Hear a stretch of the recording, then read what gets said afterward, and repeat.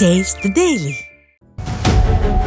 2026 சட்டமன்ற தேர்தலை குறிவைத்து அரசியல் கட்சி தொடங்கிய தமிழக வெற்றிக் கழக தலைவர் விஜய் வரும் மார்ச் மாதம் முதல் வாரத்தில் தமிழ்நாடு முழுவதும் சுற்றுப்பயணம் செல்ல திட்டமிட்டிருக்கிறார்.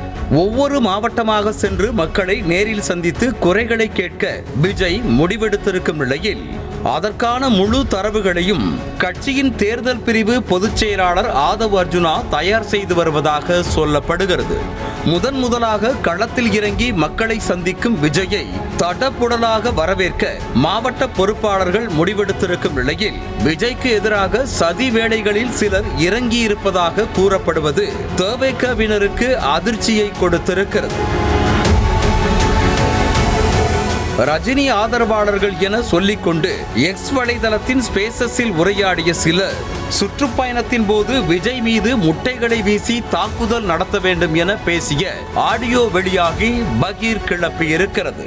மார்ச் மாசம் தமிழ்நாடு முழுக்க அவன் சுற்றுப்பயணம் மேற்கொள்றான். ஓகேவா? இந்த பீரியட் ஆஃப் டைம்குள்ளதான், அதாவது மார்ச் 15 அவன் தமிழ்நாடு முழுக்க சுற்றுப்பயணம் விஜய் பண்றான். வரும் பீஸ் அழகா வரும். வண்டி மேல பாடி தெரிகிற மாதிரி வரும். சும்மா விடுற சொர்ரு சர்ரு சர்ரு சர்ரு சர்ருன்னு இறங்கணும். மண்டையில அவன் தோப்பா வைக்கிறதுக்கு 4 நாள் ஆகணும். இதற்காக தனியாக வங்கி கணக்கு ஒன்றை தொடங்கி பணம் சேர்ப்பதோடு முட்டைக்கு பெயர் போன நாமக்கல்லில் இருந்தே மொத்தமாக கொள்முதல் செய்ய போவதாக அந்த ஆடியோவில் பேசியிருக்கின்றனர்.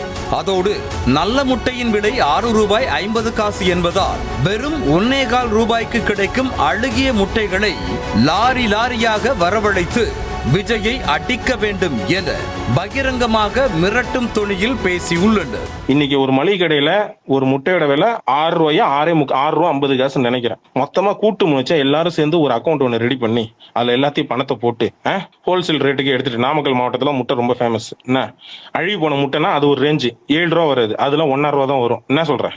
கடந்த சில மாதங்களுக்கு முன்பாக தமிழ் திரையுலகின் சூப்பர் ஸ்டார் யார் என்ற போட்டியில் ரஜினி மற்றும் விஜய் ரசிகர்கள் முட்டி மோதிக்கொண்டது அனைவரும் அறிந்ததே. குறிப்பாக சமூக வலைதளங்களில் இருவரின் ரசிகர்களும் கடுமையாக சண்டையிட்டு அந்த விவகாரம் பெரிதானதால் ரஜினி மற்றும் விஜய் இருவரும் தனித்தனியாக பேசி ரசிகர்களை அமைதியாக்கினர்.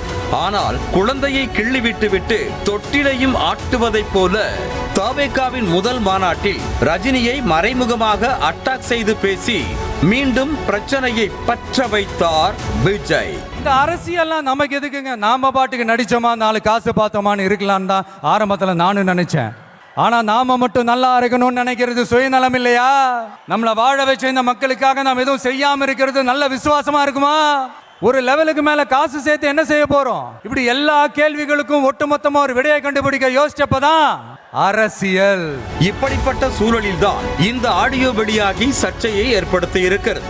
இதற்கு கடும் எதிர்ப்பு தெரிவித்து வரும் தவேகவினர் தற்போது விஜய் நடிகர் என்பதை தாண்டி அரசியல் கட்சி தலைவர் என்பதால் பொதுவெளியில் அவர் மீது தாக்குதல் நடத்த வேண்டும் என சதி திட்டம் தீட்டியவர்கள் மீது கடுமையான நடவடிக்கை எடுக்க வேண்டும் என வலியுறுத்தி இருக்கின்றனர்.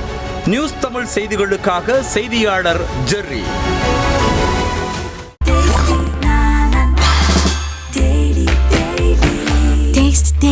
Taste the Daily.